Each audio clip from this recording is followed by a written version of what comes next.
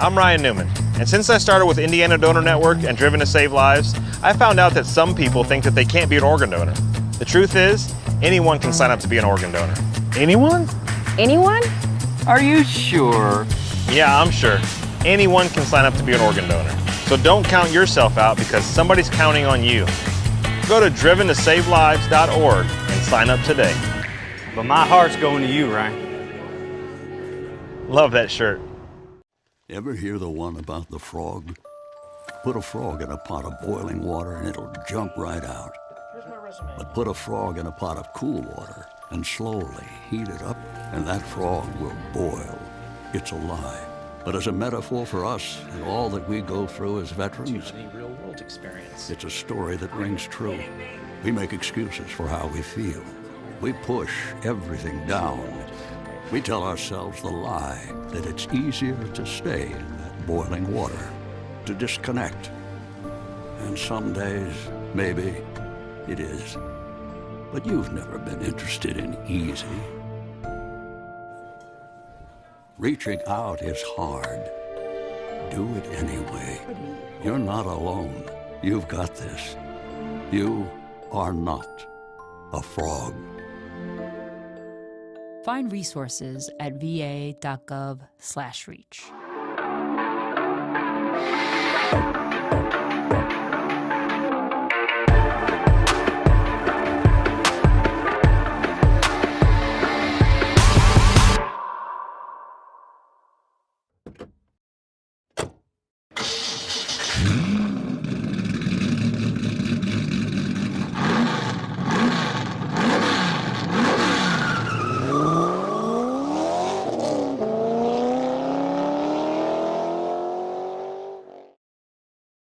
Good evening once again, ladies and gentlemen. Welcome back here to another night of iRacing action on the National Racing Network. As tonight, the stars and cars of the Sim Racers Club will be taking on Talladega Superspeedway for a 75-lap feature event. My name is Chris Graham. Joining me in the booth, as always, Mr. Patrick Byrne. And I'll tell you what here tonight, Patrick, this one has the potential to be...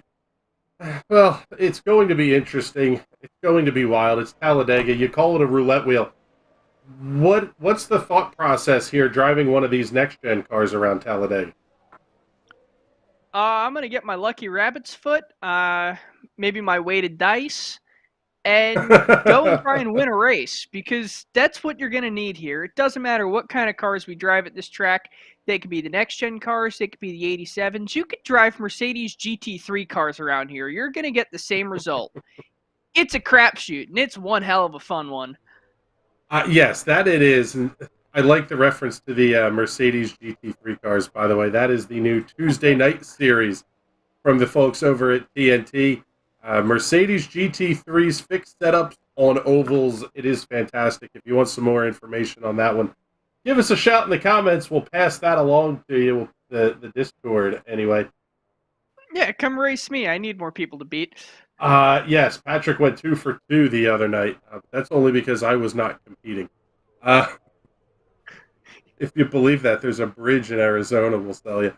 Okay, so taking a look here at some of the thought processes behind what we're looking at here, qualifying, getting ready to roll here in just a minute, but we will tell you a little bit about what's going on here. You know all the details about this place. It's big, huge, wide, fast, and insane.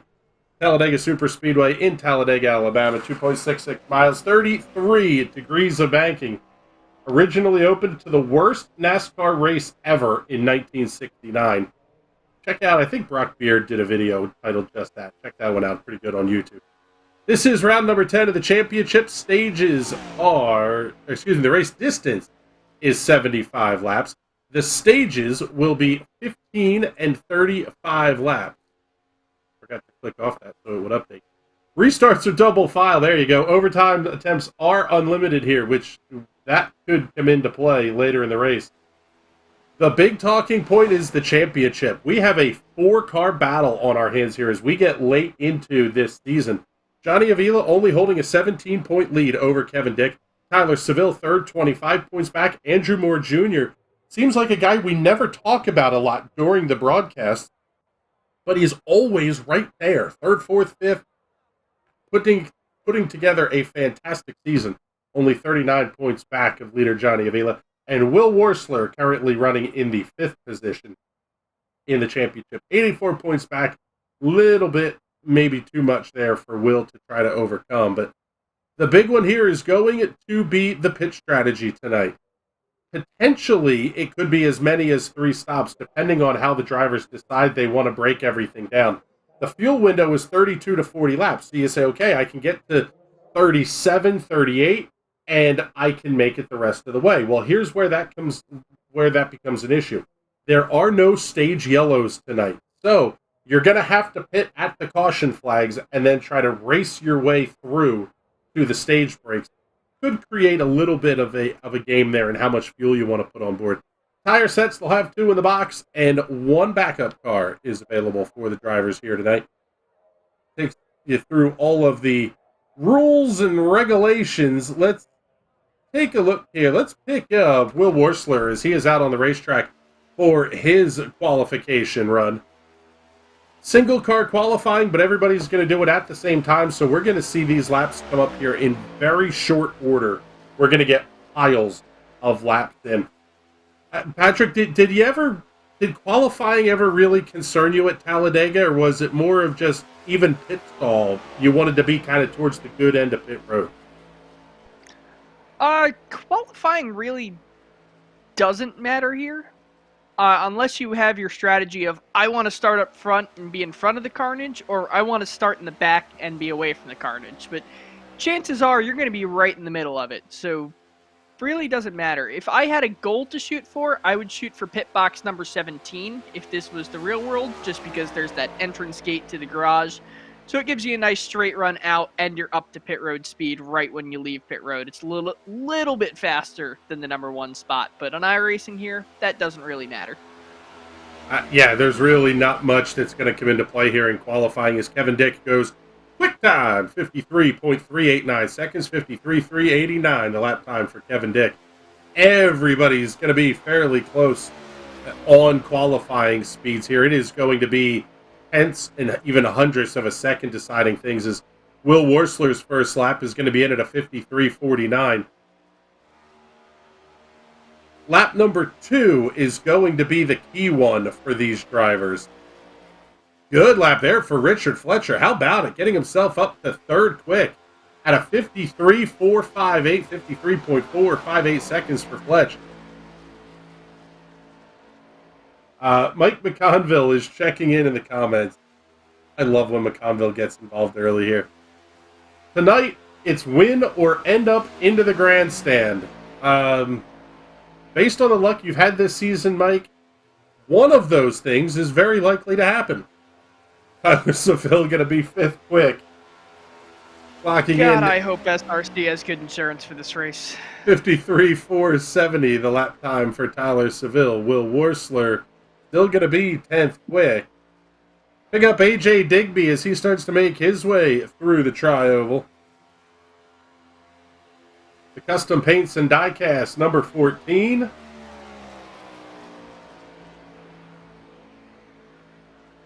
Good lap there for Digby, 53.44 with a 7, 53.447 seconds for AJ Digby. He is going to be your 3rd quick timer.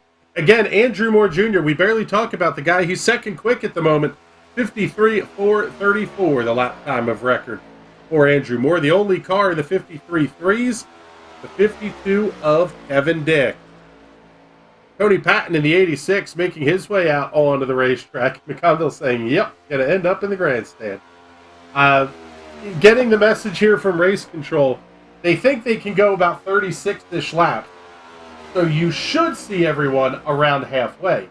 The problem is if you get the caution a little bit before halfway, is it too much of a risk? And do you maybe just pit early and say, I'm going to make this a 2-stop race? I say if you're on a team with a lot of guys, you work together and you pick your strategy that way. If you're one of these single car guys, well, you're going to do whatever the guys in front of you do. this isn't really kind of race where you can pick and choose your own strategy. You have to pit with someone. Otherwise, you're going to get thrown to the back and you're going to go laps down very quickly. Oh, that is a fantastic paint scheme for Mike McConville tonight. Thank you very much for the shout out there on the hood, Mike. I did not know that one was coming, but we'll take it. Throw back to the old Kodak schemes from Morgan McClure. That scheme always reminds me. My town still has a Kodak store, which signs up that they'll convert your VHS tapes to DVD. That store's been closed for about 15 years now, and they still haven't taken any of the signs down. It's still standing. Oh, that's awesome. I saw a very neat piece on YouTube about the exhaust systems that these cars were running, most of the pipe. And the stuff that Morgan McClure was doing to the pipes in the early 90s was absolutely wild. To look at how they were using airflow out of the motor, both for motor benefit and aerodynamic benefit. It was really insane. But it's some cool stuff. That the tech that you don't see is sometimes the most interesting. It's the same thing as like a top fuel dragster. Coming off the line, like 40% of its power coming off the line is just thrust coming out of the exhaust. Which is why, I forget what the angle is, but they're only allowed to slant them back so far because teams were basically throwing them straight back and be like a jet engine launching them off the line as soon as they hit the gas. That's fantastic. Mike McConville, by the way, going second quick. 53.426. Thus far has that 57 on the front row with 3 minutes left in qualifying. Still waiting to see Steve Yenish, Hunter Waters, and Corbin Simmons out onto the racetrack. 21 cars on the entry list for tonight's 75-lap race. 902-1 owned. He went there already. So, are we allowed to talk about the Chip/Palou situation? Yes. Of course. Of course. That is going to be such an epic pissing contest between Chip Ganassi and Zach Brown. Two guys that genuinely dislike each other. And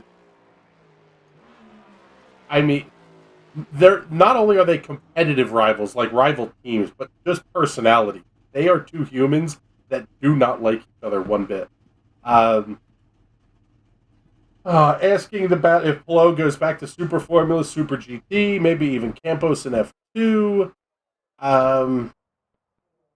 I think we will know more when Chip decides what the buyout is. Well, once the lawyers decide what the buyout is. If McLaren can buy him out, then there you go. I think the bigger question is who goes into that number 10 car for Ganassi. That is going to be very interesting.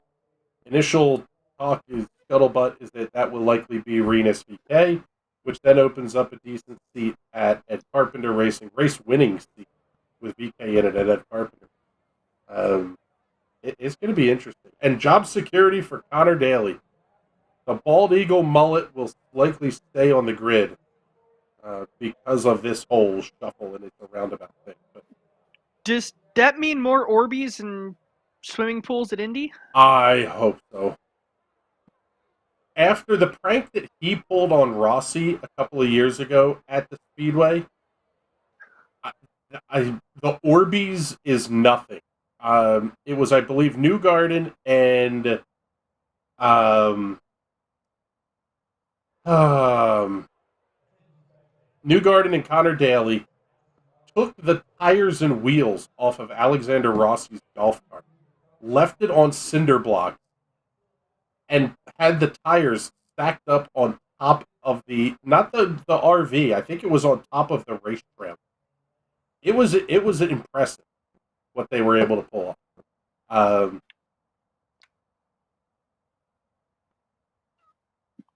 That is fantastic. I'm seeing the comment here. TK for Toronto, though. Don't know why not Bourdais or Hinch.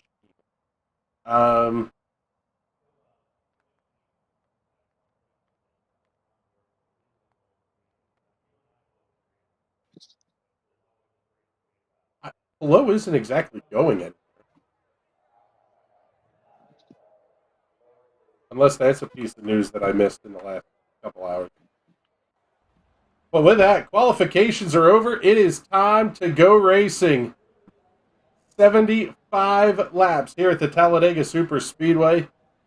I have to say a huge shout out and thank you to P&P Lawn Care, putting up $5 for each stage winner and $10 for the overall winner here this evening. Also, got to get the sponsor logos up on the screen here for our Sim Racer Club folks. Make sure you check out Custom Paints and Diecast. Also, SimSpeedShop.com putting up some absolutely awesome prizes for each split series champion as well as the overall series champion here for 2022. But with that, let's see. Let's pull up the grid camera here and show you the starting grid for tonight's race at the Talladega Superspeedway. Kevin Dick on the pole with a lap time of 53.389 seconds. He will line up alongside New Jersey's Mike McConville.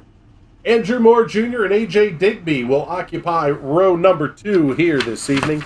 Row 3 will have Richard Fletcher out of North Wilkesboro, North Carolina, and the 28 of Roy Hay.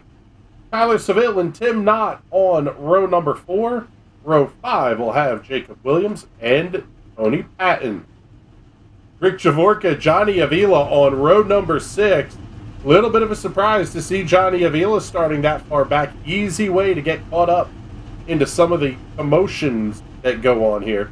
Will Worsler and Justin Sumner on row number 7. Row 8 will have Nick Hansen and Daniel Pinkston. Row 8, Max Williams and Jeff Yanish. Row number 10, Corbin Simmons and Steve Yanish. Row 11, Hunter Waters and Richard Smith II. 22 cars on the entry list. Steve Yanish, Hunter Waters, Richard Smith. Do not make the call to the grid. Little bit of a surprise there for Hunter Waters. But as the field starts rolling off here, it is time for us to get ready to go racing. With no stage cautions here, Patrick, does that change your thought process at all as a driver of, hey, I need to do this, I need to not do that, those types of things? I'm not sure I'd say so, just because it's still a Talladega race. Goal number 1 is finish. Don't make any stupid mistakes, watch for other people making stupid mistakes, and try and make it to the end. As long as you're there at the end, usually you finish good here, because 9 times out of 10, there's a huge wreck right on the last lap.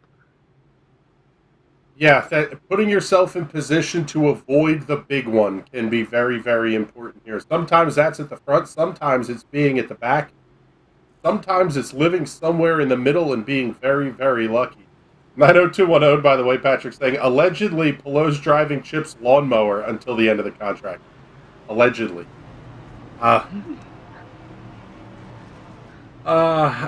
There's too many contracts involved. I don't see Palou going anywhere this season without a lot of money. Getting ready to go here. What's going through your head right now while you're working your way through 3 and 4 here, Patrick? Obviously trying to get yourself mentally in a position that this place requires more mental labor than physical. It's playing chess at 200 miles an hour, so you're sitting there, you're just thinking, why is the guy behind me building up such a huge gap? Is he going to try and get a run on me? Why don't I have a huge gap? Just all these things going on in your head, trying to make sure you don't bin it on lap 1. The iRacing safety truck is in. The start zone is in effect here for this race. So the leader cannot go and must maintain pace speed until they get to the start zone. Second place, Mike McConville has to stay on the outside as the green flag goes up in the air. We are underway here at Talladega.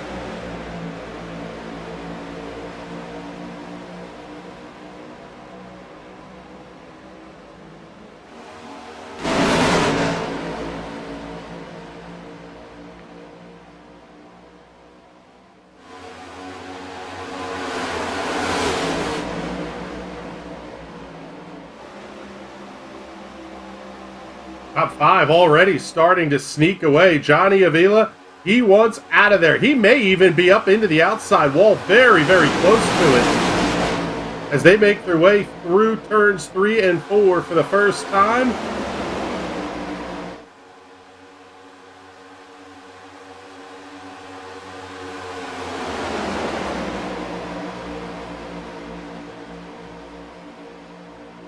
Through the tri-oval, Kevin Dick will lead lap number 1. Top 3 all nose to tail. Top 2 nose to tail. How about the big run here up the outside? And Patrick, energy management is going to be one of the big subjects of the night here. Knowing how to get to the front and knowing how to block off that line to the outside. Yeah, and that's something that both of the Dale Earnhardts very, very good at. If you do enough plate racing, you can almost see the air moving and know where those gaps are, know where the speed is going to be. And it's a real tough skill to get down, but once you kind of get it, you're fantastically fast anytime you go to a plate track. Is the C's split and nothing happens. Tim Knott almost got swallowed up. Yeah, Tim not able to get down to the inside, but Justin Sumner going to lead lap number 1. Daniel Pinkston giving him the big show in the 22 down the front stretch. We talk about this place as the great equalizer. It truly is that, though. We have names that we don't normally see at the front of the field in these things. Anybody can run up front here at Talladega.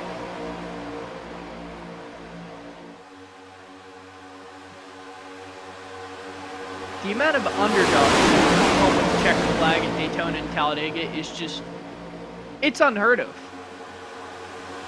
Goes all the way back to Richard Brickhouse in the first Cup Series race at Talladega. Greg Sachs getting his only career wins here and at Daytona. Jimmy Spencer getting his first. Bobby Hillin getting his win. A lot of names that you go, who? Back through the history of NASCAR. It's kind of the same deal here when it comes to the sim racing world as well. Right now, it's going to be Sumner, Pinkston, Williams, and Yenish, your top 5.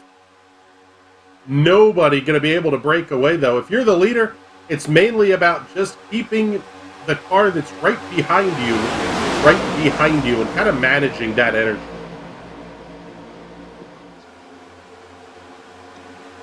Yeah, especially once two lines start to form. Really a difficult game of trying to bounce between top and bottom without getting yourself turned or getting yourself swallowed up and hung out to dry.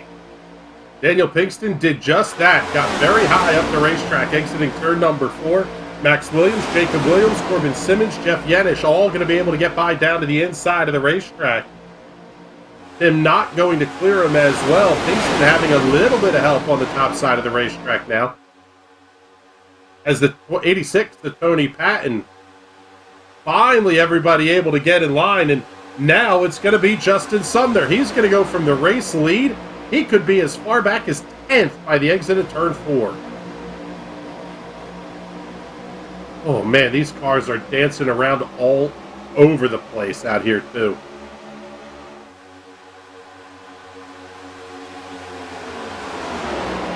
Max Williams, Jacob Williams, it almost looks like they're getting to a point where if they started trying the swap draft, maybe they could break away a little bit. It's something we see very common in the open wheel series. Not as much in the full-bodied stock car side of things, though. I don't know that that could work, just because it seems like a two-car tandem is really effective in these cars. I think it would almost be better to lock bumper and try and run away with it. I definitely, if they were close to that, down the back straightaway, the two of Jacob Williams in that Rusty Wallace Midnight black and gold throwback scheme. Different sponsors on the car. Williams with YJ Esports and SRD setup on the side of that one.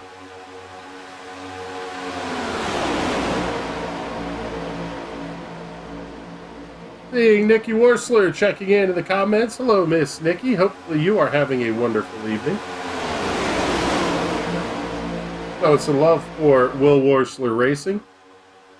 It's been interesting thus far for me to watch, Patrick, because it's like you'll get them, everybody spreads out, you end up with 2 or 3 cars on the outside, and then just the inside lane very quickly forms up and is able to just lock everything down until the guy who's second, third, fourth wants to move up. He pulls out, and then it just sucks those cars right back up to the front again. Yeah, and that's kind of the game everyone's going to play, is making sure the leaders don't run away with it.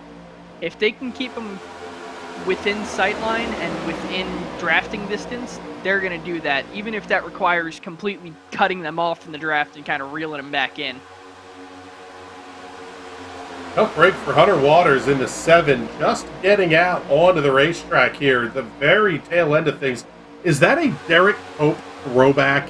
Yes, it is. Fantastic paint scheme for Law Chevrolet Buick on Hunter Waters' machine. Absolutely love it. Unfortunately, he's going to need a bunch of help already 7 laps down to your race leaders. Right now, that's Max Williams, Jacob Williams, and Corbin Simmons. Those top 3 playing nicely here at the front of the field. I'll tell you what, Patrick, it almost feels like we missed the call that it was throwback night or something here, because it looks like we may also have a little bit of a, almost like a bullseye barbecue sauce scheme that, gosh, I want to say Ken Schrader ran, maybe? I think it was after Benny Parsons ran it.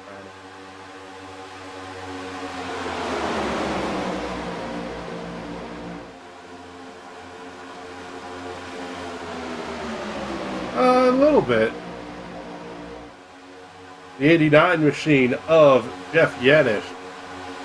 The one we're taking a look at there. But Justin Sumner clawing his way back towards the front here. Held the lead for a lap or so. Actually, didn't even officially led 3 laps. Max Williams has led 5. Justin Sumner 3. Kevin Dick leading 1 lap.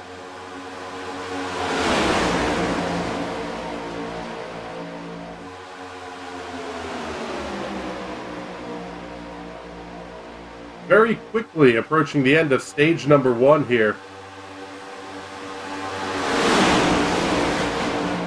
Now, for Patrick, for how big and wide this place is, discussing the entry and exit of pit lane is something that you at least have to think about a little bit. It's not real easy. It's a fairly hard kink to make the left-hand turn onto pit road. And then you have to make sure you don't LePage the field trying to get back around to the back straightaway where you have to merge. Well, as long as none of these drivers have their wife up in the grandstand spotting for them, we should be all right. But entering pit lane is not too difficult if you coordinate it, because you can come down off of 4 and you have a long straightaway with a huge kind of access area down under that yellow line where you can coordinate it and kind of have plenty of room to sort out any mistakes you might have made entering pit road. The biggest thing is coordination. I'd rather enter pit road 5 miles an hour slow with 5 other cars than enter pit road right at the pit speed limit and be 5 seconds in front of the other 4 cars that pitted with me. By the way, on the whole comment about the wife spotting, was that the dumbest comment that any race car driver has ever made on camera? It has to be one of the dumber ones. My wife said I was clear. Well, no, he said my spotter. Okay, the spotter said you were clear. Except the spotter was his wife. Something tells me that that was not a real pleasant ride home for Kevin LePage from Talladega. Everybody in the garage area knew who his spotter was. Seeing the 23 machine of Richard Smith finally out onto the racetrack as well. Hunter Waters actually, I think... Yeah, it looks like he may be having some connection issues because he is still being scored 7 laps down. Richard Smith actually having to make No, he didn't even make a pit stop. Not sure what happened there with Richard Smith. May have just started from pit lane, but now being scored at 1 lap down to your race leaders. Still going to be the Williamses at the front of the field. Is this frustrating for some of these guys that are a little bit further back in the pack, Patrick, where you're looking at it like, come on, guys, there is no reason to be playing the games, so to speak, of just staying nose to tail at the front, and it definitely gives them an opportunity to kind of dictate the pace of the race. Yeah, and if I'm in the mid-pack in this situation, I am trying to just keep myself on the bottom, just hold my line, and let the laps tick down. There's no need to be in a rush like some of these guys we've got a bunch of squirrels. Somebody call animal control. Call up the Palmerton Town Board.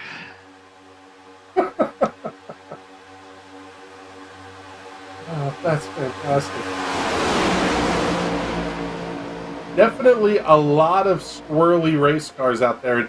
Is that a product of the next gen? Is that possibly a product of the fifth setup? It seems like there's a lot that can go into it other than we see these drivers week in and week out. They're talented. They can hold a straight wheel. There's other things that are coming into play. It's got to do with driving. Oh, there's contact! Oh, there we go. There's the big one! We're going to wad up a bunch of race cars. Caution flag is out. Kevin Dick going to be involved. He slides down to the inside of the racetrack. I don't think he hit anything, though. I think he just lost it on his own. Oh, man. Caution flag number 1, and it is a big one. Little bit of contact with a 41. He definitely got a little bit of contact from the 89, maybe bounced off the 43 as well, but not much in the way of damage. Same cannot be said for Tyler Seville. He was in this one big time. Tries to get up to the outside, absolutely nowhere to go.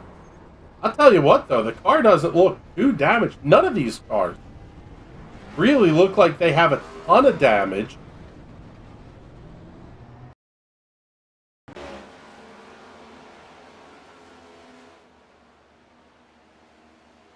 So far, it looks like Justin Sumner may be the only car. Jeff Yedish had to take a tow. Justin Sumner has come down pit lane.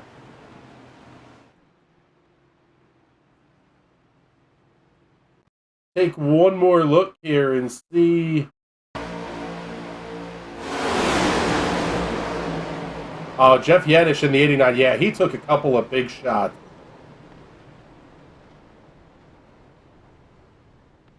So Yenish with some fairly heavy contact. That brings us to the end of stage number 1. Max Williams will pick up the win in this stage. Looks like we still have 17 cars on the lead lap. And everybody is going to come down pit lane this time. Basically guarantees us now a 2-stop race.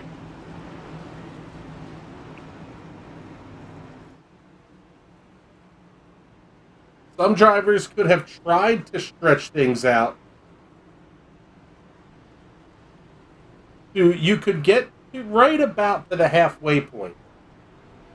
However, it almost like this just makes life easier on everybody because now you're not playing the strategy game. Run the fuel till you're at the window and make your final stop. Although it could potentially be a 3-stop race, too. The race off of pit road will be won by A.J. Digby. Big time work there by the 14 crew. 7.98 seconds the time of the stop for Digby. Tim Knott, Nick Hansen, followed by Max Williams and Jacob Williams, your top 5.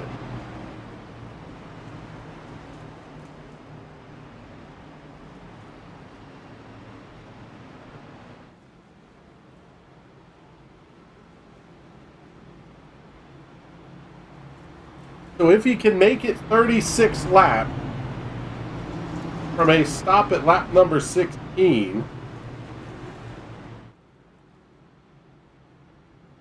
That's going to put you to lap 52, so it should be one more stop from here.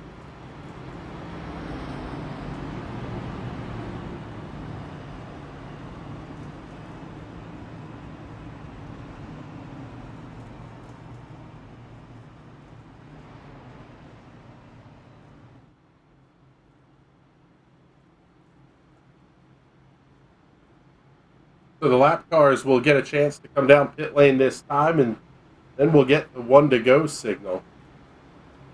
Not sure if they're going to run the short caution here or not.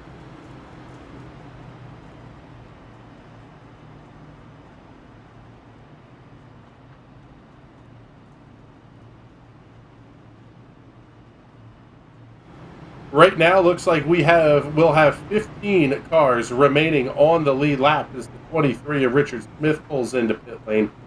Oh, here we've got some strategery going on here. Nick Hansen, Max Williams, Jacob Williams, Corbin Simmons, all making their way down pit lane. I would imagine this is just going to be a top off of fuel.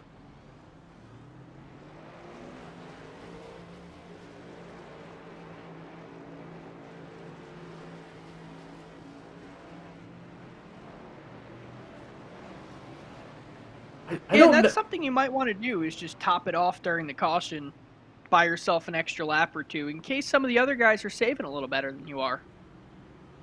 Yeah, it's a...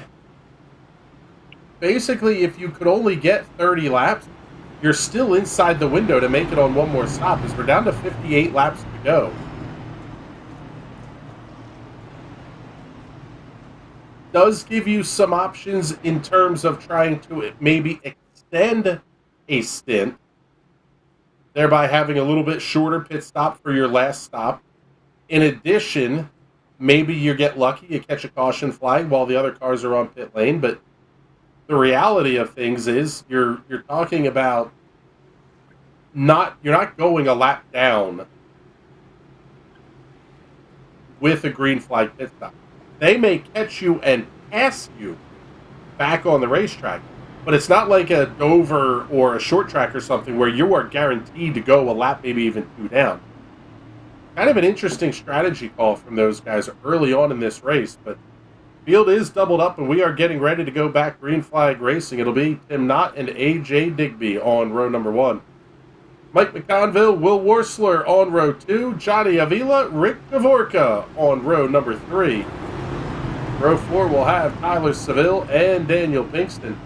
Kevin Dick, Richard Fletcher on row 5, Andrew Moore Jr., Nick Hansen on row 6, Max Williams, Jacob Williams on row 7, Corbin Simmons, Tony Patton on row number 8. Now, the cars that came down pit lane do have to start single file on the inside lane. Now, it's not that huge of a deal, as we've got some games going on at the back of the pack. Tony Patton, Richard Smith getting involved in things as the green flag comes back in the air.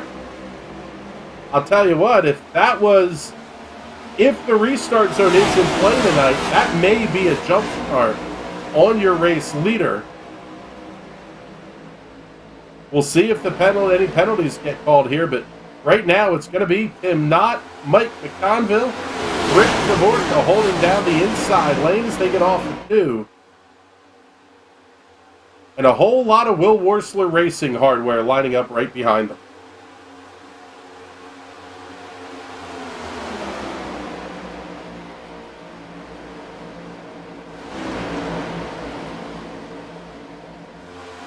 I'll tell you what, Patrick, that is one of the calls that you made early in this race that we're starting to see come to fruition if you're part of a team, and that is a big if. These 4 Will Worsler Racing cars that are now lined up nose to tail, they can attempt to dictate the pace of the race, even if they're not actively leading the race.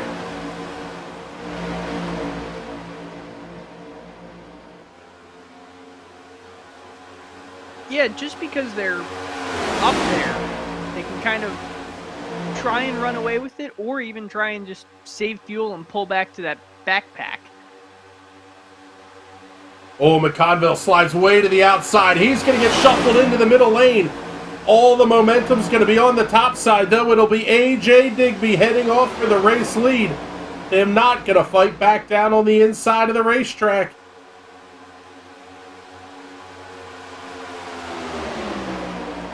Two distinct packs have opened up here, and it is now going to be Will Worsler racing 1, 2, 3, 4. A.J. Digby, Will Worsler, Johnny Avila, Tyler Seville.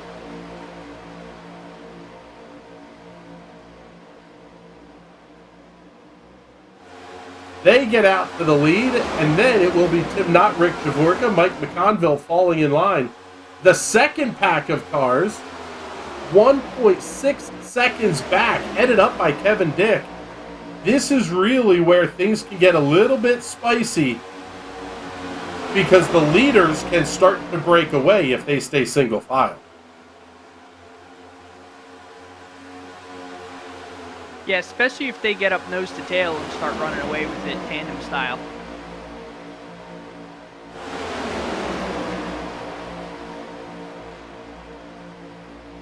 Oh man, these cars are so swirly towards the back of the pack.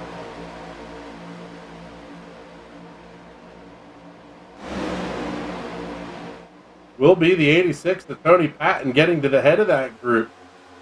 Next in line is the 23 of Richard Smith. These are the two cars that were beating and banging with each other coming to green. They're now at the head of this pack. Problem is they're losing time. It was 1.4 seconds a lap ago. The gap to your top six now up to 1.9 seconds.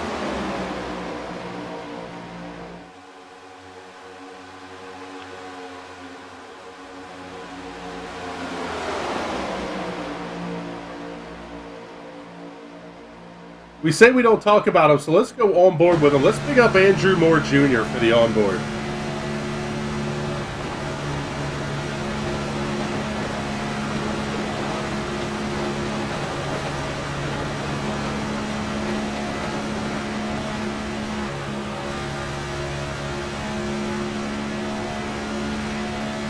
That's something you would not have heard with cars of the past. The ability to get off the throttle and back on. Before, you would have to use the brakes while you kept the car at full throttle because you didn't want to give up the pressure in the carburetor. Now, you're good to do that with the tapered spacer as opposed to the restrictor plate. Definitely a little bit of a change in how you handle a race car at Daytona and Talladega.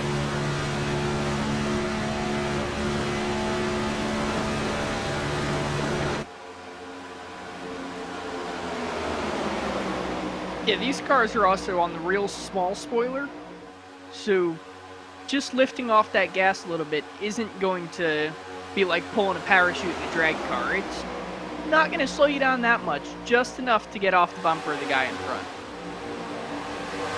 Everybody in this second and almost third pack that's forming now sitting in line, doing, quite frankly, what they probably should have been doing a handful of laps ago.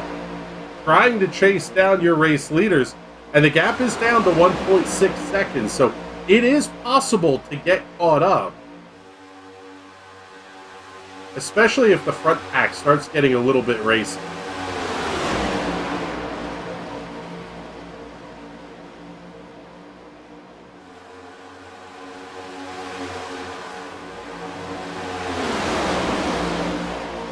So easy to catch that yellow line in the corners at each end of the racetrack. It definitely makes that car a handful, especially if you've got somebody that's trying to push it through the corner.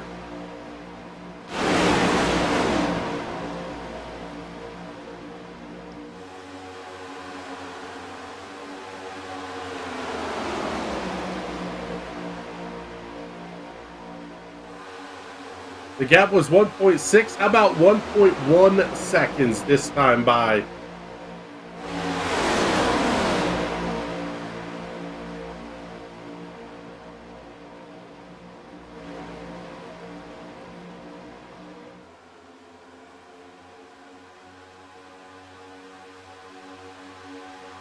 we are going to have everybody caught back up here by the time we come down to the end of stage number 2. And it almost makes you a little bit nervous if you're the guys in front, Patrick, because this pack is going to be coming with a huge head of steam. Yeah, you're kind of like a sitting duck out there if you're sitting in the front with only 1, 2, 3 cars. You're going to see them getting freight train real soon here. As long as they pull up to the high side, they might elect to just kind of slot in and sit where they are. Yeah, Mike McConville looked like he was ready to do some energy management, and that's really what we're talking about, is timing it right so that you pull up into their lane when they're going to be coming past. That's really important, is that you can almost use them as a snowplow and just push you right to the front. Ultimately, that didn't quite happen. McConville now getting to the outside of the racetrack, and he's going to have the 7 of, yeah, that's Jacob Williams. He's the 2 in timing and scoring, but he's the 7 on the racetrack. Now Tim Knott in the 41 tries to pull out of line. McConville gets up to the outside. They're going to be 3 wide through the tri-oval. And McConville is hung out. He will head all the way to the back of the pack. Is that one of those instances, Patrick, where you, oh man, he ducked right in line too. I said, do you take your medicine and just fall to the back, or do you find the first hole you can get into? You're looking for a hole, and you're going to try and slot into it, but sometimes you're kind of just stuck out there, and there's a reason they call it getting hung out to dry, because, well, you're hung out to dry. Just like and I think Johnny Avila just did that willingly, pulling way up to the outside of the racetrack.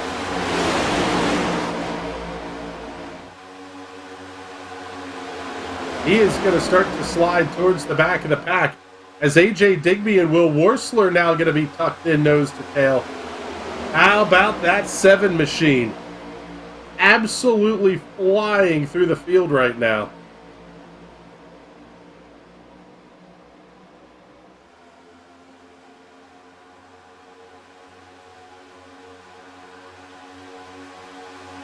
And actually, that's Hunter Waters. He's trying to make laps up.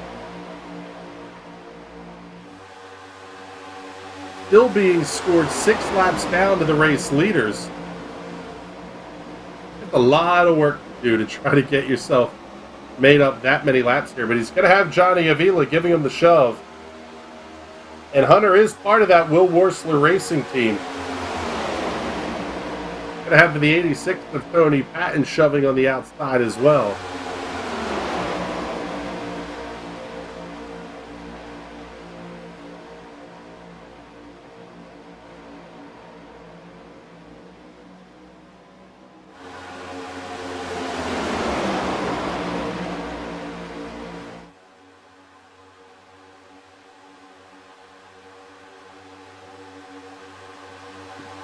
Still A.J. Digby at the head of the field. They'll be down to 5 to go in stage number 2 this next time by.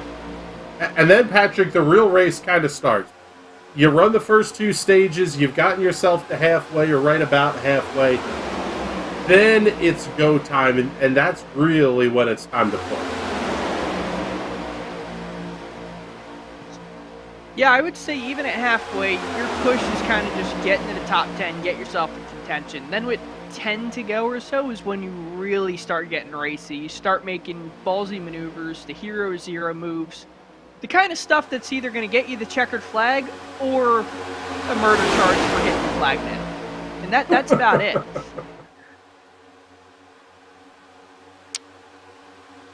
Yes, Mike McConville saying checkers or grandstands earlier in the comment.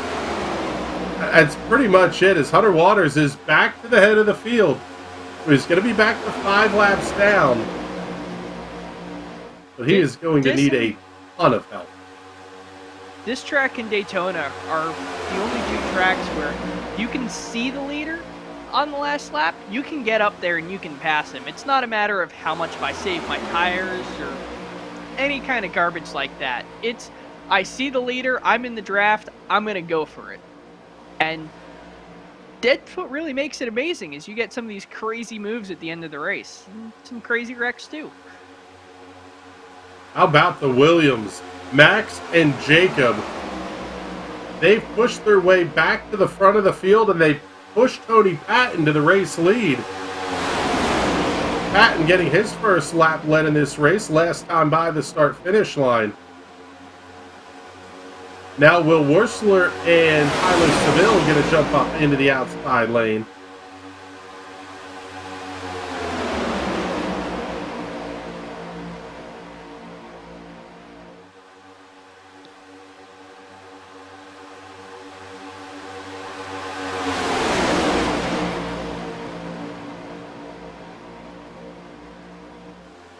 Now Max and Jacob Williams going to dive down to the inside of the racetrack, leave Tony Patton up on the high side. He's going to get picked up by Will Wursler. Man, these cars are all over the place down the backstretch.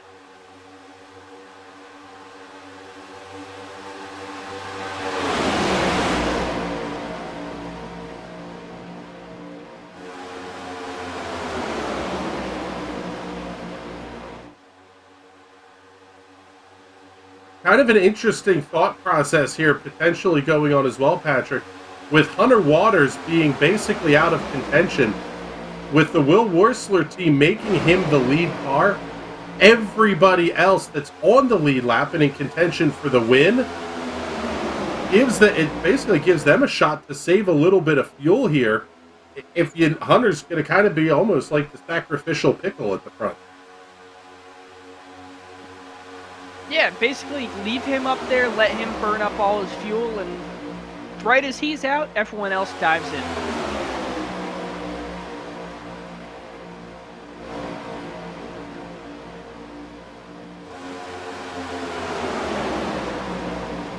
Waters, Avila, Digby, Patton, Wursler on the outside of the racetrack. Williams, Knott, Javorka, and Simmons on the inside.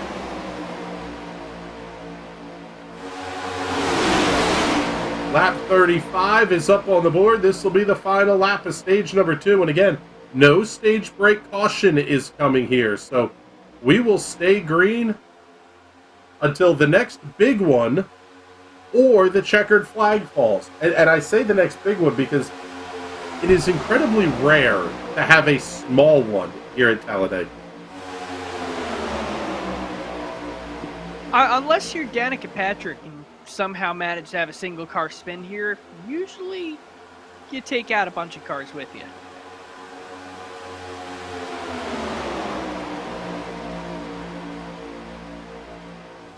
He has some absolutely huge Conan. Johnny Avila giving the shove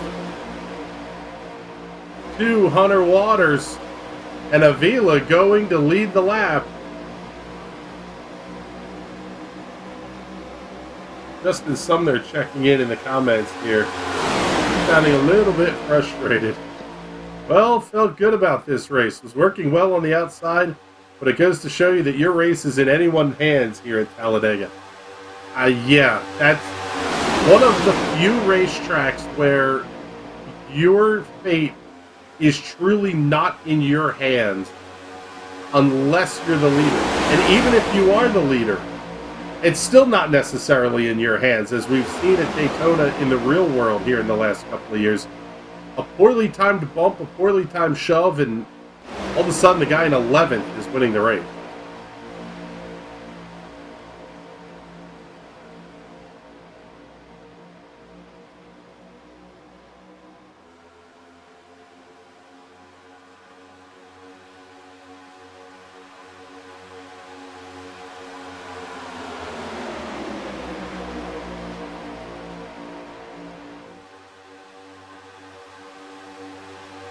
I want to remind everybody to check out SimSpeedShop.com, one of the entitlement sponsors of the Sim Race Club action.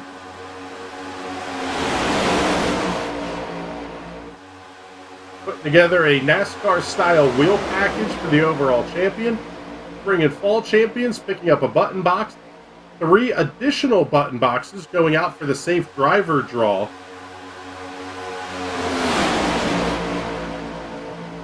Also need to thank Northland Leisure as a cash sponsor for the stage winners, and Realty Executives, Saskatoon as a cash sponsor for the fastest lap.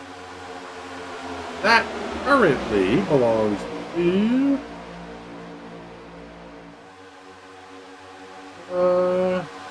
might even be Johnny Avila here up at the front of the field.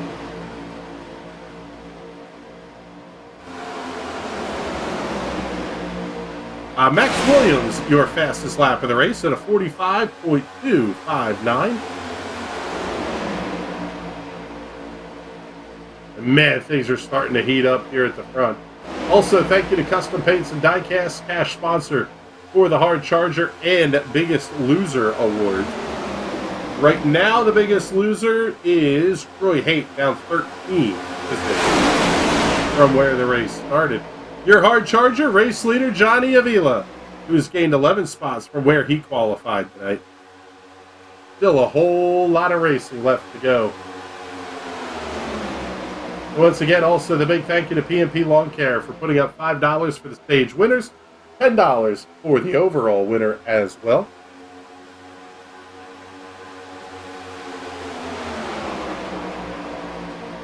Final sponsor shout out of the halfway portion here, Admin Box. Check them out at adminbox.com, ADMINDOXX.com. Fantastic little iRacing control surface for race administrator. Actually has a lot of driving controls on it as well, but let's race admins throw yellow flags, call single or double file restarts, wave drivers around, remove them, DQ them, EOLs, clearing penalties, adding, subtracting laps and cautions, all the functions that an admin needs to do over the course of the race. Check them out at adminbox.com. Lap number 40. Oh man, what a dive to the inside by AJ Digby. He's going to be your new race leader. 23 laps into the stint. We are about 10 laps or so away from the second set of pit stops for the night. And what should be the final round of pit stops as well. Truly a place, Patrick, that tire wear is not a consideration. There is no question of, do I come on the late caution or not? It's just not worth it.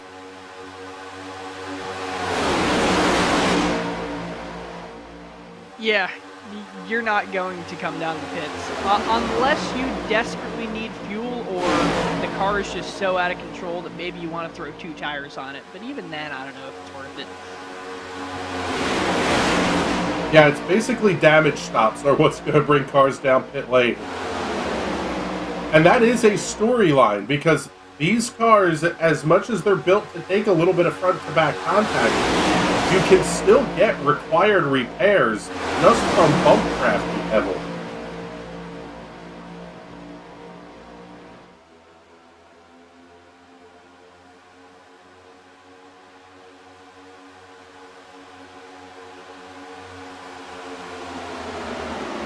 About 20 or so laps ago, we saw Mike McConville get shuffled out to the outside of the racetrack and pushed almost all the way to the back of the field. He's now back up to the 6th position, inside of Will Worsler through 3 and 4, closing quickly on Rick Javorka.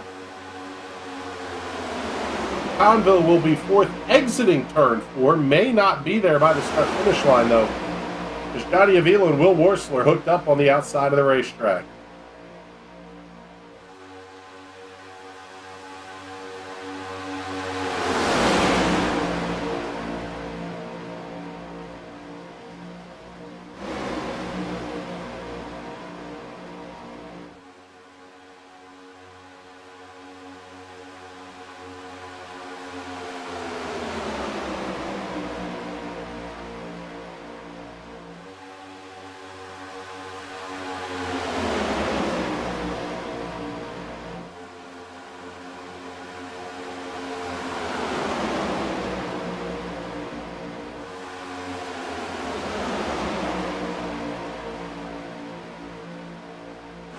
Not trying the side draft.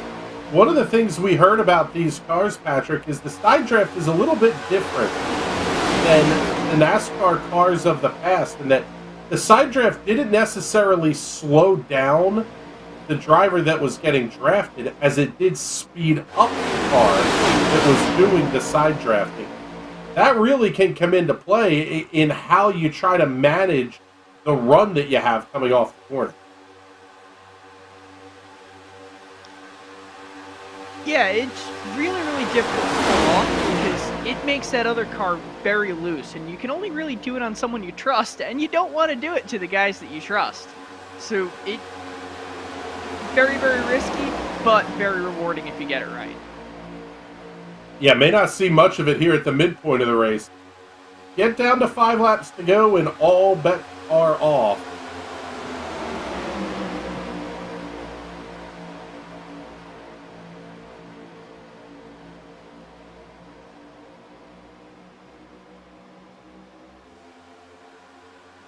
Three wide, a couple of rows deep here. Johnny Avila, Will Worsler on the outside. Mike McConville. Trying to see who that is down on the inside. That was the 17 of Nick Hansen. Interesting now, the Will Worsler teammates splitting up. Now Will Worsler going to tuck back in line here with Johnny Avila. Back to single file here as we're down to 30 laps to go at Talladega. Everybody behaving themselves for a moment. And I'll tell you what, this really could get interesting because... well, no, maybe not. We're down inside of 30 laps to go, so one more stop should be good on fuel. In fact, if you wanted to split the final stint in half, this is about where you would come into the pit. So we would expect the pit window to be open. Everybody would be able to take on enough fuel to make some green-white checker laps as well.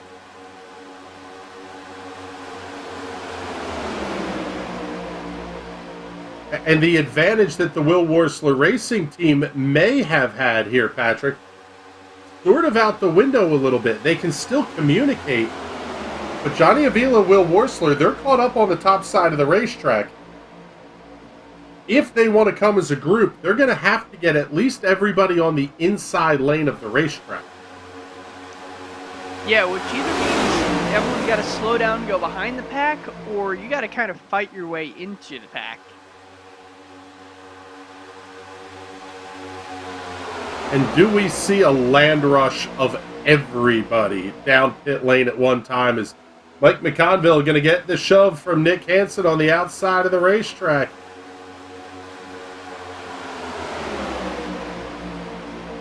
This is the big difference also between sim racing and the real world. In the real world, the driver's going to get the hand up and be waving, get a hand out the window and be waving a little bit. Hey, I'm coming in, and you can give a pretty good warning to the drivers around you. Here in sim, it basically amounts to you have to key up the radio and kind of announce when you're pitting. Instead of just the cars that are immediately around you knowing, now everybody in the field knows when you're going to be coming down pit. Yeah, which can be kind of detrimental to any strategy. So you're going to try and keep it quiet pretty much so you come right off the board. Which gets dangerous because then some guys have no idea what you're doing. AJ Digby getting the big shove from Hunter Waters, Rick Dvorka, Johnny Avila, Tim Knott down on the inside of the racetrack. McConville, Hansen, Worsler, and Patton, the 4 cars up on the top side. Now working lap number 32, inching closer. We're within about 5 laps or so of these drivers having to make their final pit stop.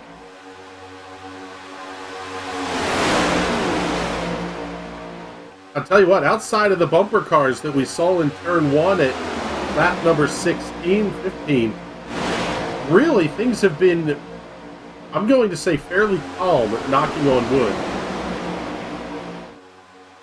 Calm is a bit of a misnomer, though, because these cars look like they have been an absolute handful tonight with how much they're wiggling all over them.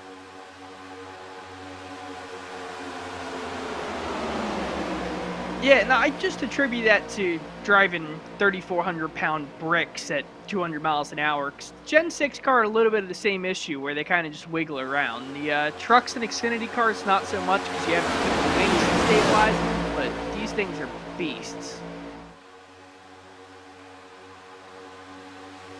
Easily one of my favorite cars on the iRacing platform was the old COT. Oh, yeah. You could wind those things up. They were full-on 900 horsepower monsters. Take them out to iRacing Superspeedway and turn laps at 240 miles an hour.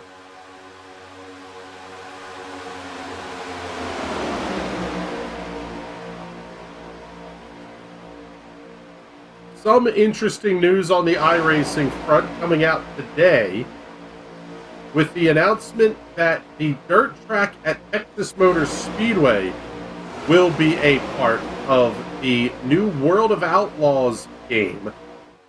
And that is truly a game. However, it's being developed by iRacing. I would tend to think you're going to see the dirt track at Texas get a laser scan, and that will become part of the iRacing content. Also, hearing very strong rumors that Slinger Speedway is coming to the platform. That is very exciting for those of us that love short track racing. Is everybody's going to come in. Whoa, hold on to it. Wow. Oh, and the 700 waters goes around. The 2 is out on the grass. Jacob Williams out on the grass. He's going to come back in, but he will get an unsafe pit entry penalty. Or at least he should. I wonder if that'll be cleared. Just because we have live admins in the real world, if you are avoiding an incident entering the pits, it's okay to cut through the grass. Oh my goodness. This whole Landscaping is preferable to land crashing. Yeah. So the first pack of cars getting out onto the racetrack. So the question now becomes, when do we see Max Williams, Corbin Simmons, Andrew Moore, Kevin Dick? They're coming this time.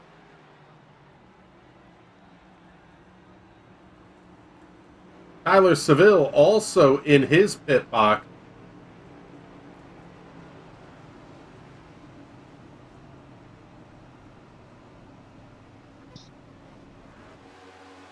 And here comes the rest of your cars that have come down pit lane. Johnny Avila just getting into turn 3 with a huge gap over AJ Digby. Digby, Javorka, and McConville running fairly close together here. But then the other question becomes, where does everybody else slot back in? Ah, man, there's your answer. It is not even close. Wow, what a run by AJ Digby. Rick Javorka, Mike McConville. These guys are going to come flying around Johnny Avila. McConville elects to stay in line, give the 63 the shove down the backstretch. Because these cars that had just pitted, while a little ways back, if they get themselves lined up, there could be a pretty decent race to the finish here. If they don't get lined up quickly, we could be having a 4-car, maybe 5-car shootout here for the win. As Max Williams is already 1 second back of your top 4. These guys could absolutely check out and settle this among themselves with 22 to go.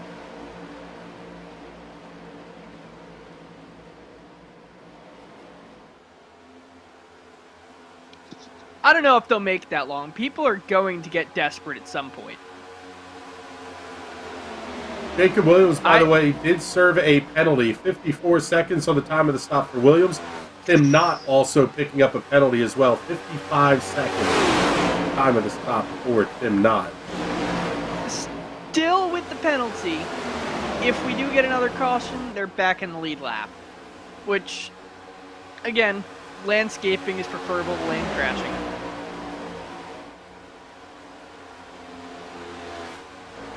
And Hunter Waters right now is actually the car that's in between Mike McConville and Will Worsler. There's that second pack of cars led by Will Worsler. That one will have Nick Hansen, Corbin Simmons, Andrew Moore, Kevin Dick, Tyler Seville, and Max Williams.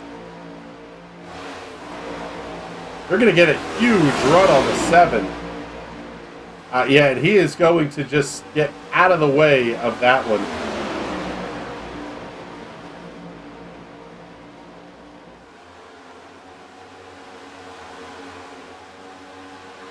A break for, let's see, no, maybe not. Thought I saw Richard Smith was out of the race. He, however, is back on the racetrack. Troy Haight is out of this one, along with Justin Sumner, Jeff Yenish. Steve Yenish not taking the green flag here this evening.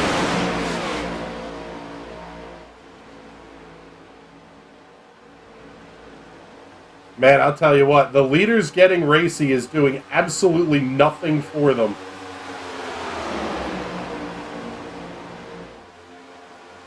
Because this is bringing that second pack right back into the action.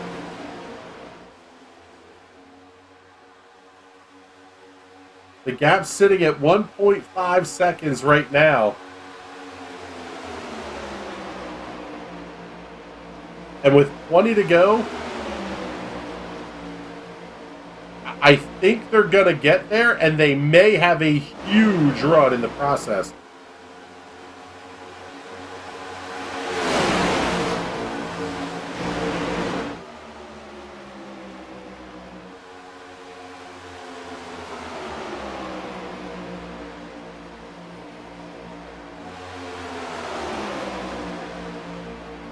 Tim Knott on the outside of the racetrack, leading the 2 of Jacob Williams. Those cars are both one lap down, trying to race their way organically back onto the lead lap in case we get a caution. Top 4 all nose to tail down on the inside of the racetrack, but the gap from 4th McConville to 5th place Will Worsler is now down to 1.1 seconds and shrinking rapidly.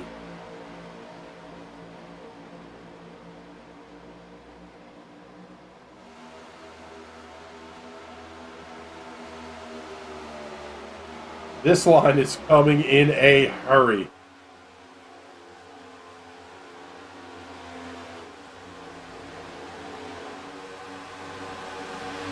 Quite frankly, the best thing for the leaders right now is the fact that the lap traffic is occupying that outside lane. It would force Will Worsler to basically take that run 3 wide if they wanted to use every bit of energy that's available. And he's going to go to the outside of the racetrack. He'll tuck in behind Johnny Avila. Tim Knott back on the lead lap. But the question is for how long? The 2 running up the middle of the racetrack. Johnny Avila back to the lead now. That's going to put Knott a lap down.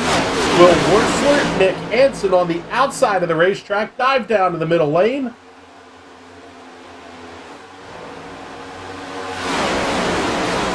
And we once again have a dogfight. 11-car battle for the race lead with 17 to go.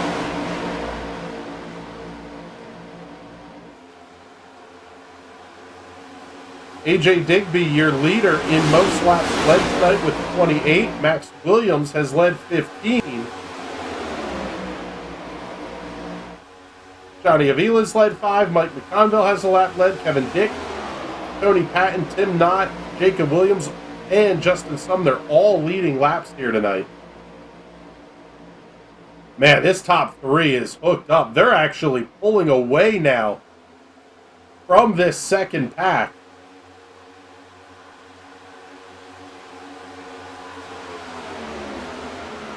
Oh, but there's going to be a caution. One car spinning down to the inside of the racetrack. Looks like the 43 of Richard Fletcher spinning down to the inside of the racetrack. Caution flag is out. Very slow down the backstretch, the 43 of Richard Fletcher. Oh, an innocent victim, too. The 23 flat sideways. Oh, and a huge hit into the wall for Fletcher. So that'll probably be night over. Yeah, let's... Oh, yeah, there was big-time contact. Nothing Fletcher could have done there. But no fault of his own. He just got collected in someone else's mess. Tough break once again. Guy, if it wasn't for bad luck, you wouldn't have any luck at all. And I tell you what, he may be the hard luck of the night award, falling 11 spots after putting the car inside the top 5 in qualifications. So the leaders making their way through 3 and 4. I doubt that we're going to see any of them come down pit lane. At least I wouldn't think you would see anybody down pit lane. Unless there's damage to be repaired from that incident.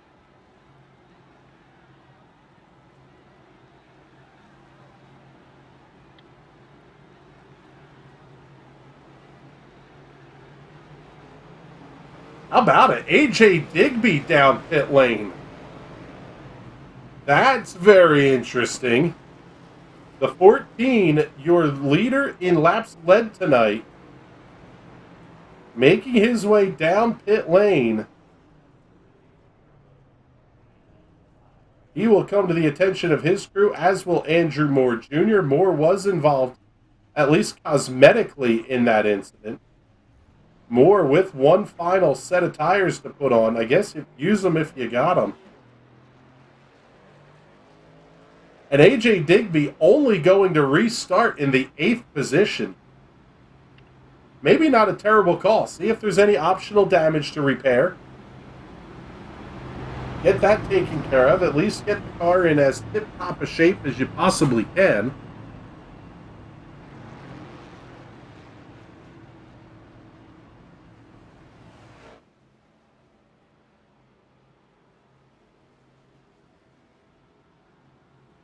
But down to 14 laps to go. A double file restart coming, Patrick. I don't think we've seen the last yellow flag of the evening. No, probably not. Not willing to bet. Cautions, Go ahead. I was going to say, cautions breed cautions. You're going to stack the whole field back up together. Everyone can sniff that lead, and you bet they're going to take it. Yeah, I don't assume you'd be willing to bet all of the bratwurst and sausage you'll be consuming at Lime Rock this weekend that we would go caution free. No, and Wes actually owes me 3 now with interest.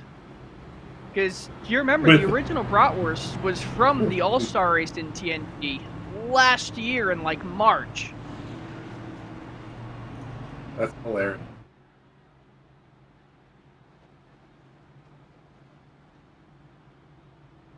So, getting ready for this final restart, what do you do from a strategy perspective if you're Will Worsler starting outside of row 1, maybe Mike McConville outside of row 2? Is it literally just hold on and try to put yourself in a better spot than you were before? I was going to say, you're talking about strategy? My strategy is I'm going to take a brick and throw it down on that gas pedal, and it's not coming off unless the yellow flag or the checker flag waves. Sounds about right as the lights go out on the iRacing safety truck. Field will get doubled up. Or at least they should be getting doubled up.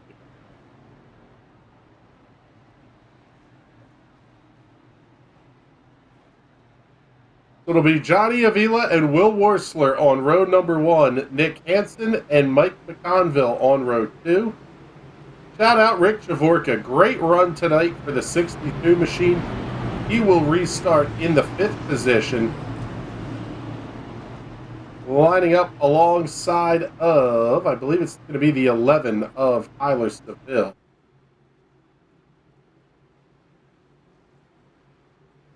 Then it will be Kevin Dick and Max Williams, I believe, on row number 4. 13 cars on the lead lap here at the restart.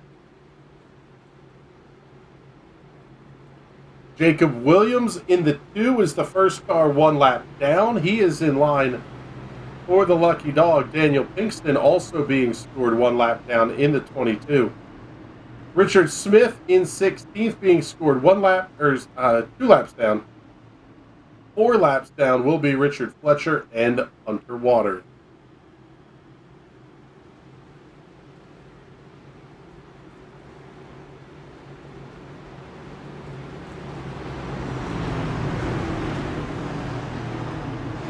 Will Worsler Racing looking for a very, very good night in the team point standings. Only an 8-point lead over Synergy Esports heading into tonight's race.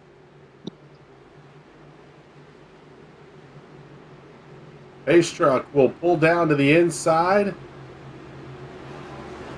Do we see a point shakeup? Johnny Avila, Kevin Dick, Tyler Seville, Andrew Moore, Will Worsler were the top 5 entering the night.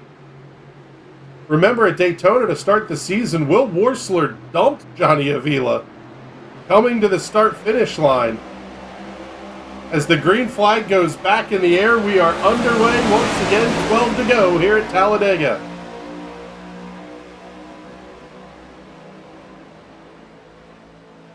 Good restart for the outside lane. It's going to be Worsler and McConville tucking up right underneath the Johnny Avila. That's going to leave Hansen to fight side by side with Tyler Seville.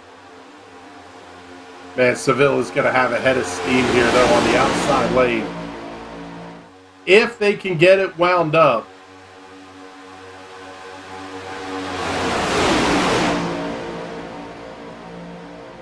And if I remember correctly, really no love lost between Mike McConville and the Will Worsler Racing team. Some contact with AJ Digby earlier in the season. Here comes Kevin Dick looking to the outside of the racetrack.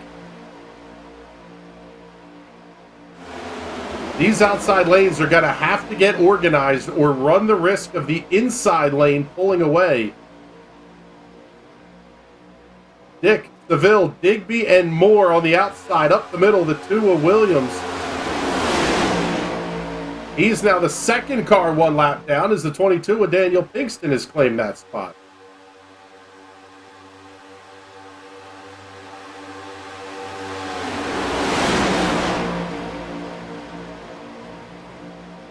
Now with 11 to go, things don't look real good for the outside lane. However, the inside lane is going to start fighting with each other. They're going to battle for the win at some point. I would not be surprised to see Will Worsler push Johnny Avila to a win as a little bit of a sorry, my bad from Daytona.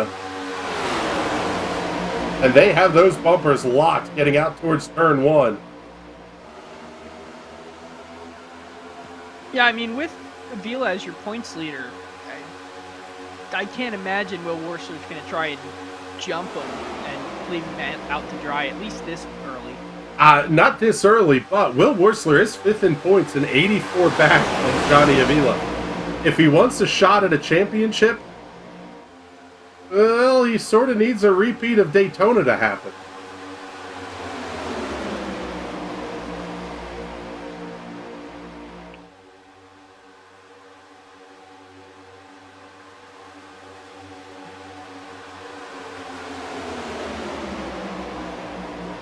Well, I'm not sure how many of these drivers are using spotters, but the communication from spotter is very, very interesting to hear. You're not necessarily hearing door bumper clear. That is one of the things that we'll hear. But it's also a lot of energy management talk. Middle back, 2, 4 high. It sounds like they're speaking Greek to each other over the radio. But what the spotter is doing is conveying information about what the runs at the other lanes.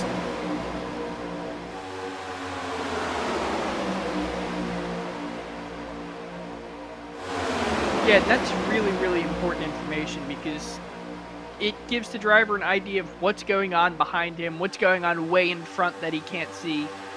and telling him where to try to get the car because that's where it's moving. One of the settings that even if you're using Crew Chief or the default iRacing spotters, you can turn on how chatty the spotter is.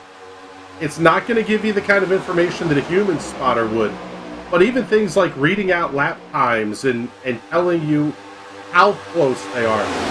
How much information do you want in your ear when you're driving a plate track? All of it. I don't want that spotter to stop talking and pass it out because he can't breathe.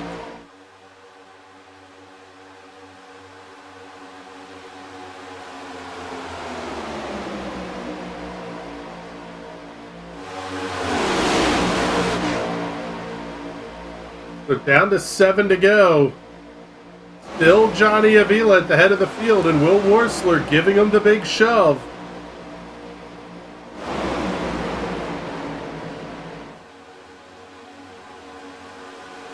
Oh man, we almost had the big one there.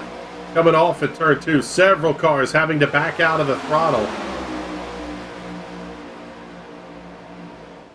Obviously, Mike McConville in third, kind of biding his time just a little bit, practicing the run, where you're going to get the most momentum build up. But at some point, you almost feel like you have to go maybe a little bit earlier than you want to, just because you're concerned that these two teammates are going to stay locked in like that. Yeah, you really got to force them to do something they don't want to. You got to get in front, built up on the high side, give Will Worsler an option. Stick with Johnny Avila or try and block that high run. If you block the high run, Avila's all by himself. He's going to fall back. You can stick with him. They might just get around you on the top side. So they've got to force him into a situation that they don't want to be in. Outside lane starting to form up a little bit with Kevin Dick and the 2 of Jacob Williams. Max Williams in the 8th. Currently running in the 6th position.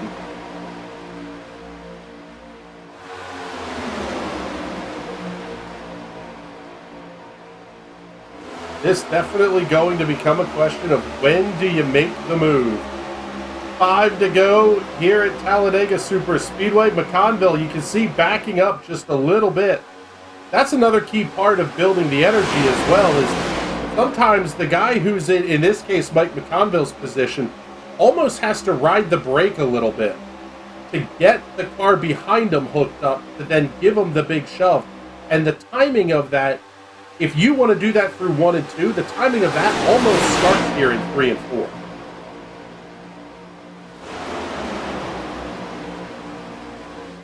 Yeah, it takes forever to even build a mile an hour in this car. So you got to really set your runs up ahead of time. It's playing chess at 200 miles an hour.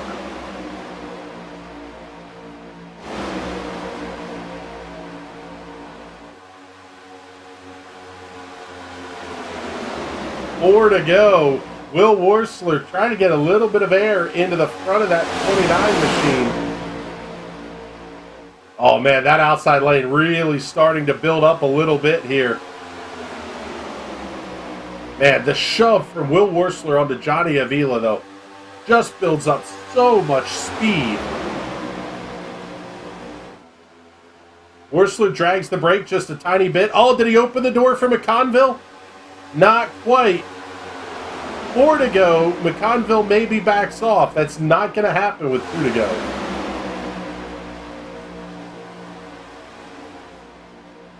And could this outside lane movement really become the key? Because they are closing in.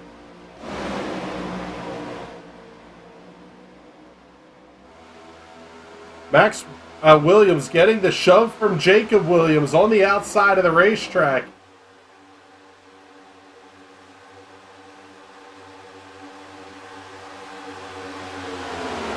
There you see McConville trying to back up a little bit. The problem is the 8 and the 2 have the shove going on, and now the battle for the lead is on. Will Worsler not going to be able to block the outside lane. Here comes the 8 of Max Williams. He'll briefly grab the lead out of turn number 4. He grabs it for good down the front straightaway. 2 to go here at Talladega. Now Johnny Avila becomes the hunter. He's going to try and push him way out. Oh, big shove! Avila slides up the racetrack. Wursler goes with him up high.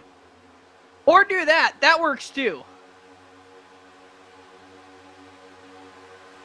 Now Wursler going to look to the inside. Oh, what a chop block on the Ada Williams. Williams going to give Wursler the shove.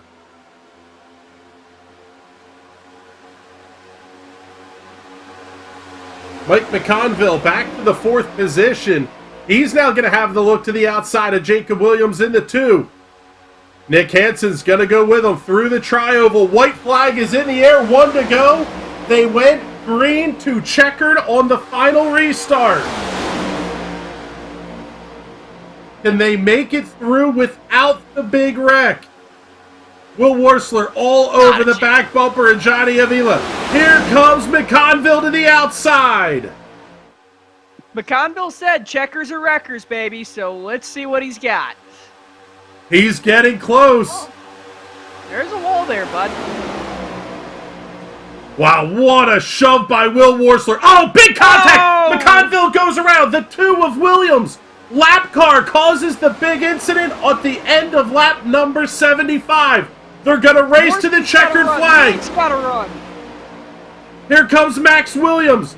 Will Wursler's going to tuck right inside to Johnny Avila, and Johnny Avila gets the win at Talladega. Will Wursler comes home 2nd. Max Williams will be your 3rd place finisher tonight.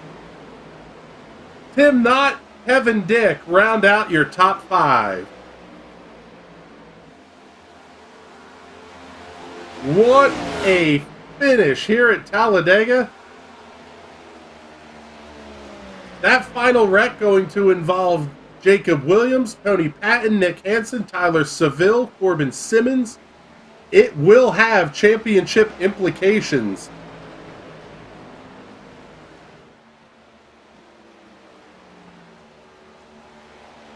Probably that's the only frustrating part about that, Patrick, is the fact that it was a lap car that was involved with it.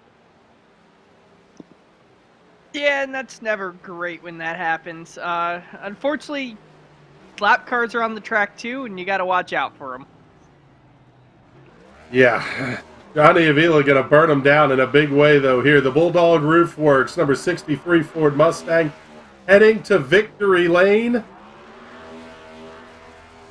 for the 5th time this season. He's 5 of 9. Better than 50% winning percentage here for Johnny Avila. Let's take a look at your race results as the Will Wursler team all lined up there, ready to go for the big team burnout.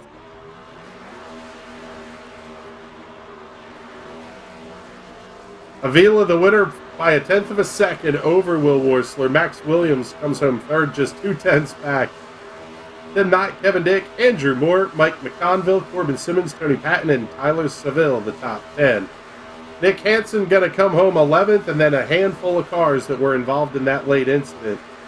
Rick Dvorka, AJ Digby, Jacob Williams, Richard Smith, Daniel Pinkston, Hunter Waters, Richard Fletcher, Troy Haight back to the 19th position.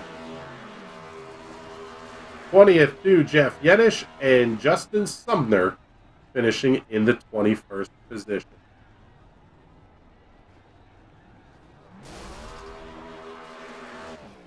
Grenading engines all over the place here on the front stretch. Man, that one was fun. Definitely going to be some interesting conversations here for our Victory Lane interviews.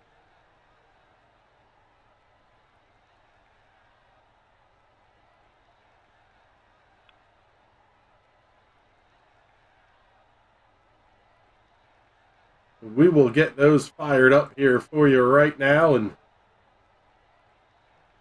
talk to all of our top finishers here this evening.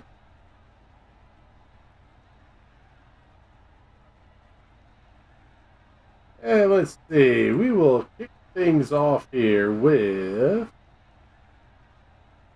we got to find them all first. Um,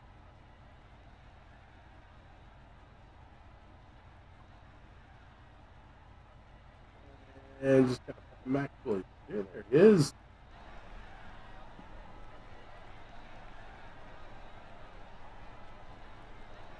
Let's bring in first our race winner here this evening, Mr. Johnny Avila. Oh my goodness, bud. That was a show you guys put on here late in this one. Talk us through the whole night, because it really looked absolutely fantastic from where we were sitting. I don't even know where to start. There's a lot going on. I gotta first thank Will. He was pushing me amazing at the end. A big part of the reason why I was able to get that win. And then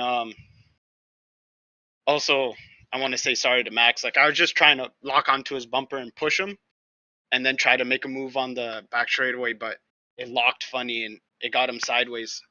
He did a heck of a job saving it though, and still coming home with a great finish. Yeah, it seemed like you could get locked up and stay that way. The problem was it wasn't necessarily going to be stable in the corners with these little spoilers on the car.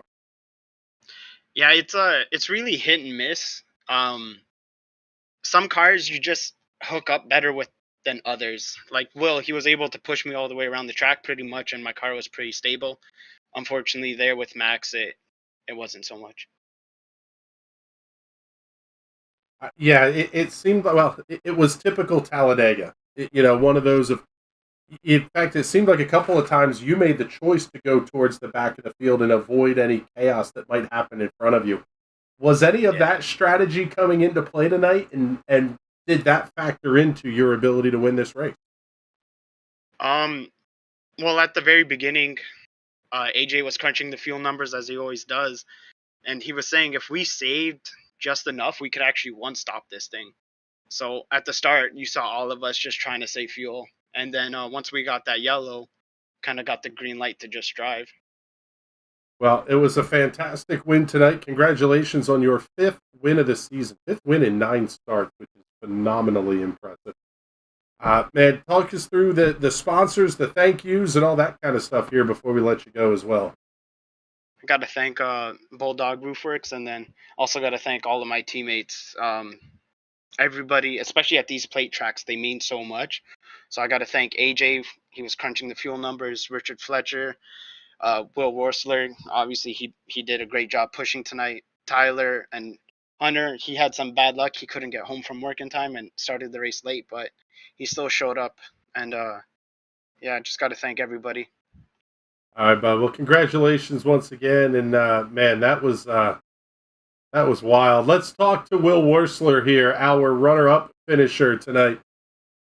After Daytona, you were pretty upset with yourself and how that race turned out. Not so much this time tonight. Was there any chance you were leaving Johnny's bumper there for the last handful of laps? I think I told him with 12 to go that if we had a shot and everything went according to plan, I was not leaving him. See, I told him that coming off of 4 at Daytona, and as it's coming out of my mouth, I wrecked him.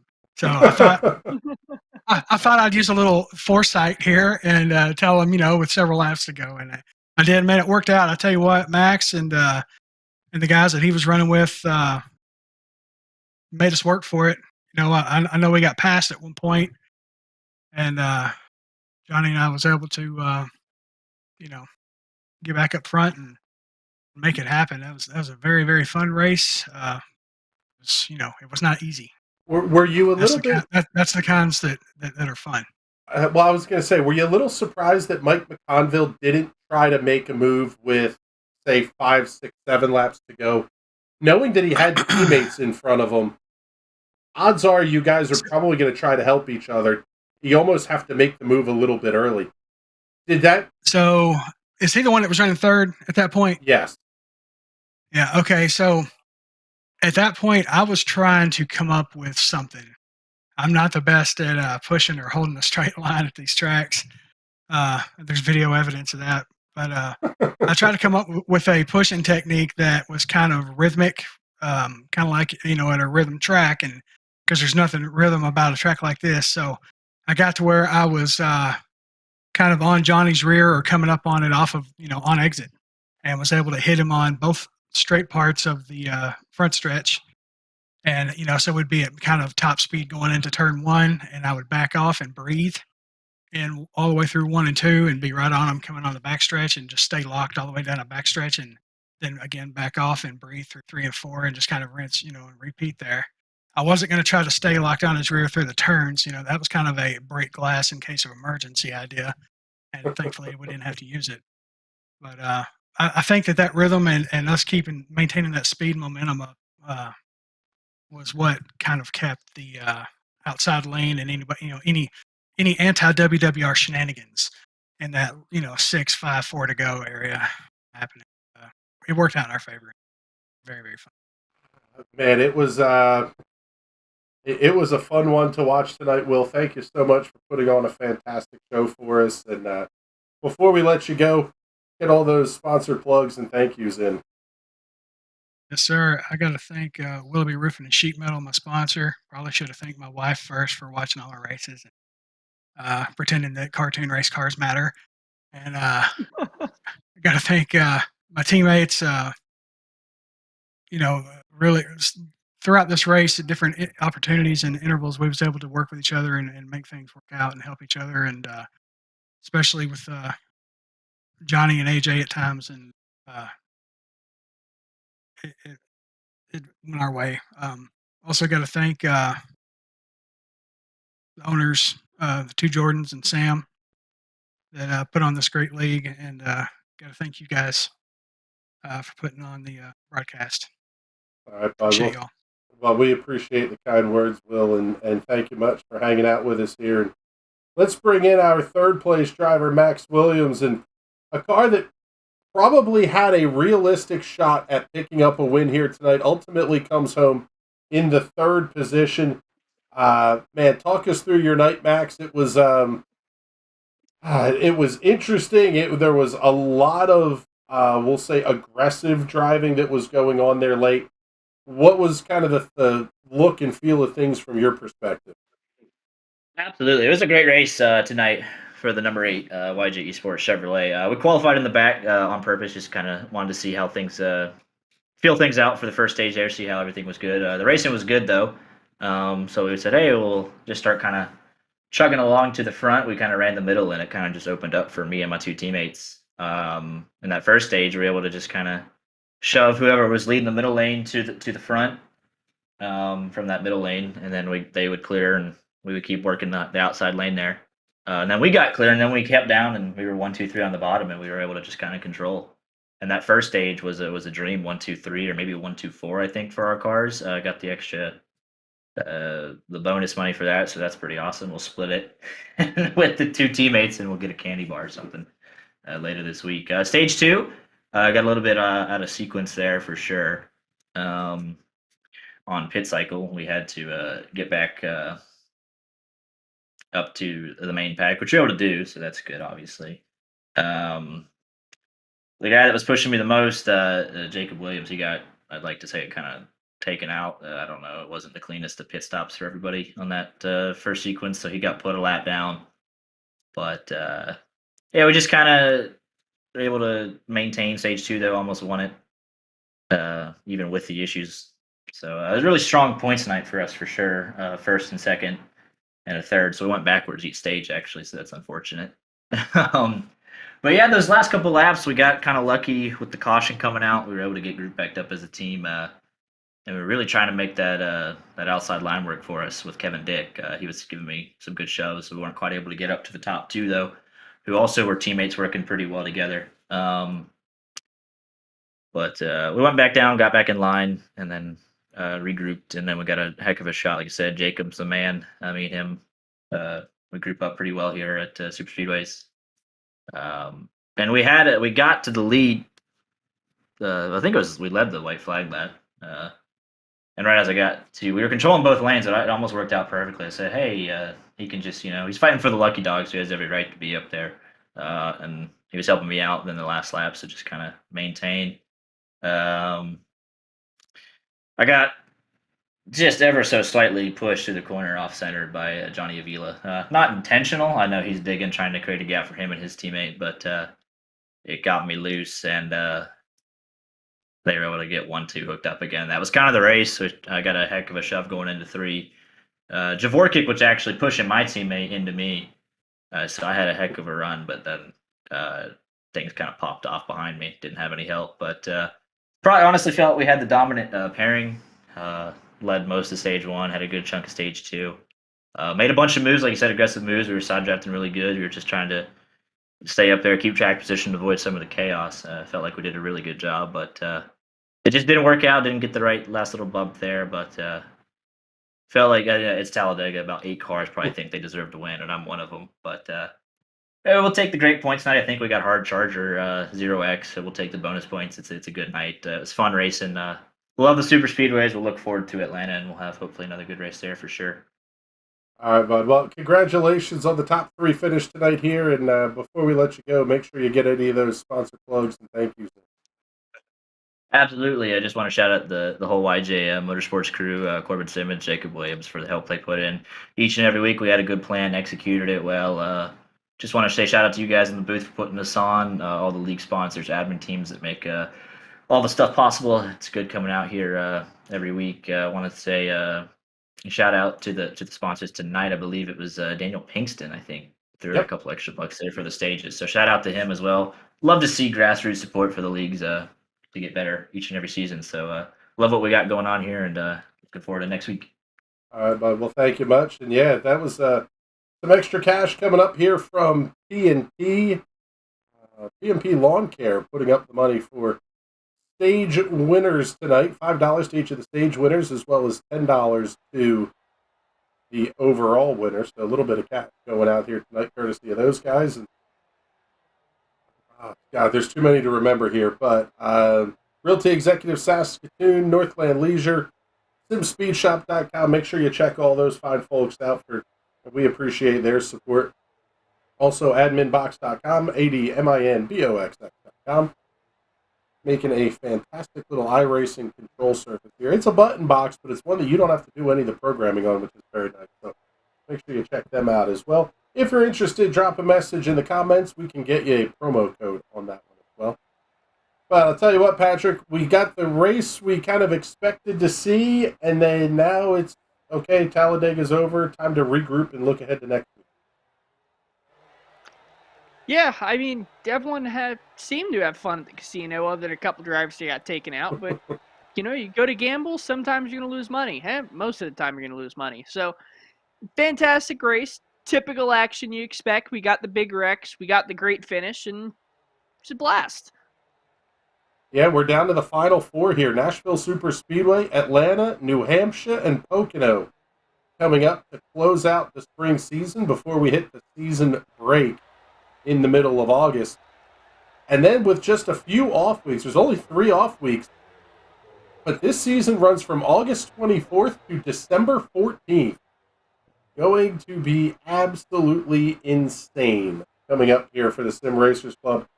Tomorrow night, Bert Wojcik and Adam Rubright on the High Side Hustle. We'll have Jared Umbenauer, recent race winner, I believe it was at Grandview Speedway, picking up a big win there. Check that one out, 7 o'clock p.m. in the East tomorrow night. Follow it up at 8:30 p.m. with the Ezra IndyCar Series, heading off to, I forget where, Sebring tomorrow night for Ezra.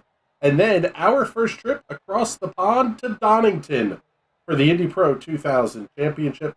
Fantastic road course at Donington Motorsports Park, I believe it is. Donington Race Course Park Circuit or something.